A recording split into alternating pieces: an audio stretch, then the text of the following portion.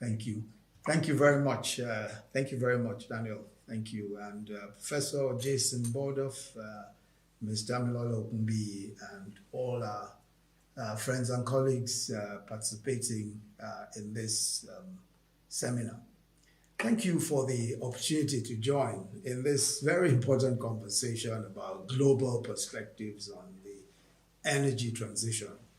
The term energy transition itself is a curious one. It has multiple aspects, and depending on the context, we sometimes tend to focus on one element of the transition. But in fact, the transition itself is multidimensional. It includes energy consumption and access, energy fuels and sources, energy infrastructure, energy financing, as well as energy applications, and of course the social and economic elements that are linked with energy. I will, one way or the other, touch on these elements as I hopefully bring to the fore the perspective from a growing economy, the Nigerian economy, that is still energy poor from an electrification and clean energy perspective, but energy rich in fuels and natural resources, as well as in innovating to deliver affordable and reliable energy for its very huge populace. But let me begin, if I may, with my conclusion. And it is that the global energy transition must be inclusive, it must be equitable, and it must be just. Taking into account the different realities of various economies and accommodating various pathways to net zero by 2050. Now, this point is important for two reasons. The first is that a just energy transition for developing economies is central to the right to sustainable development and poverty eradication. And this is enshrined in relevant global treaties, including the Paris Agreements. Second is that globally, we are seeing wealthier nations and development finance institutions banning all public investments in fossil fuels, including natural gas. Examples include the European Union, the United Kingdom, and Denmark, to name a few, as well as specific institutions such as the Swede Fund from Sweden, CDC from the UK, the European Investment Bank, and the Investment Fund for Developing Countries from Denmark. Other institutions recognize the importance of breaking fossil fuels down into the different fuels and assessing the role of each within the context of a just transition. But they're also facing increasing pressures from others to completely end all fossil investments, including investments in natural gas. One example is the African Development Bank, which has an inclusive energy sector policy aiming to support the optimal use of oil and gas resources to secure equitable benefits and increase energy security, but is increasingly unable to close any large natural gas deals in the face of external pressures. My view is that this approach does not appear to sufficiently take into account the principles of common but differentiated responsibilities and leaving no one behind that are enshrined into the global treaties around sustainable development and climate action. So I think the questions, and I'll pose three questions. The first is, what would equity look like in the transition? Or what is the case for equity? And in answering this question, I've drawn from some of the excellent work of the Energy for Growth Hub on transition in Africa. And I will use quite a few of their statistics here. Excluding South Africa, the remaining 1 billion people in sub-Saharan Africa are serviced by a power generating capacity of just 81 gigawatts. And they've contributed less than 1% of cumulative CO2 emissions. Most countries on the African continent are low emission, energy poor countries with per capita emissions of between 0.8 to 1 ton of CO2, and that's for sub-Saharan Africa, and an average of under 2 tons per capita if South Africa and Northern African countries are included. So even tripling electricity consumption in these countries, barring South Africa, solely through natural gas would add just 0.6% to global emissions. By comparison, the United States emission stands at 15.5 tons per capita, while on average, Europe has per capita emissions of 6.5 tons.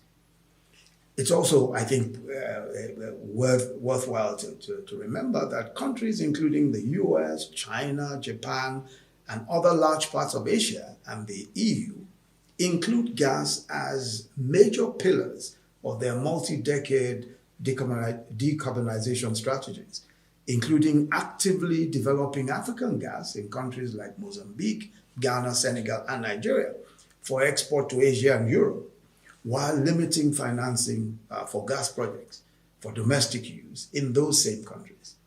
So I think limiting the development of gas projects poses dire challenges for African nations while making an insignificant dent in global emissions. So the second question is, what is the case for justice and fairness? I think that what is often not sufficiently considered in thinking through transition to net zero emissions is the critical role that energy, in our case, gas, plays in catalyzing economic development and supporting people's health and livelihoods, especially in poorer countries. Natural gas is currently used, of course, aside from power generation, for industry, fertilizer, manufacturing, and cooking, which are more difficult to transition than power generation. And also the role of transition fuels in delivering domestic value and in accelerating the pace of adoption of cleaner fuels. In Nigeria, for instance, there is a transition underway to shift from petroleum motor spirit or petrol to natural gas, which we believe is the economically sensible transition pathway and the bridge to utility-scale renewable energy. Similarly, liquefied gas, LPG, is already replacing the huge amounts of hazardous charcoal and kerosene cook stoves that are most widely used for cooking, while saving millions of lives lost to indoor air pollution annually. If in the midst of this transition, the financing of gas projects, including the use of LPG and CNG for cooking and transport, is constrained, then it will certainly set back the progress planned and may lock our financially constrained nations into higher carbon infrastructure. For most sub-Saharan countries, the conversion from gas to renewable energy for electricity generation is often hampered by weak or limited grid systems. This means considerable difficulties in integrating intermittent energy sources, solar, wind, above 15% of generation. But even enabled by a similar share of natural gas, intermittent renewables increase to over 30% of generation. So this reflects a roughly 2-to-1 ratio of dispatchable gas, enabling intermittent renewable energy sources. Also, in making energy choices to comply with net zero by 2050, I think it might be useful to note that the average expected operating life for a combined cycle gas plant is between 25 to 30 years, meaning that a new plant that is built today will likely operate until 2046, which still enables a transition away from more polluting fuels and the integration of more renewables. So what will inclusivity and support mean in the transition? I think the principle of leaving no one behind must translate into action by mobilizing international public and private capital that flows into countries that need it most. Our efforts aimed at delivering climate action while leaving no one behind must facilitate the flow of capital for renewables rather than limiting capital flows to gas projects. So there's currently a dramatic mismatch, in my view, in energy investments. So while representing just 15% of the world's population, high-income countries received 40% of global energy investments, at least in 2018. Conversely, developing countries with 40% of the world's population receive just 15% of global energy investments. So energy consumption in developing countries has doubled in the last 15 years and is expected to grow another 30% in the next 15 years. Making capital available to fulfill the growing energy demand in these regions of the world is central to reaching the goals of the Paris Agreement. So I think that LPG-based policies and programs are critical to realizing universal access to clean cooking solutions by 2030.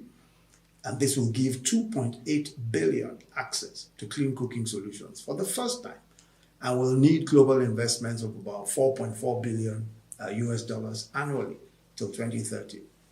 Nigeria and countries across Africa are committed, as I think is obvious, to a net zero future, especially given their vulnerability to the adverse effects of climate change. And all have expressed commitment to their national development contributions under the Paris Agreements. However, I think much greater support in developing and implementing robust energy transition plans is needed. Clearly, the continent will require an unprecedented scale of investments. An energy mix that is compatible with the 1.5 degrees centigrade pathway would require something in the order of about 40 billion US dollars to flow into sub-Saharan Africa annually, a fourfold increase compared to the 10 billion US dollars invested in 2018. Further, the energy access element of the energy transition must be linked with the emission reduction aspect. I think for too long, we've considered these to be parallel tracks. However, pathways to reaching net zero by 2050 have to include first ending energy poverty by 2030.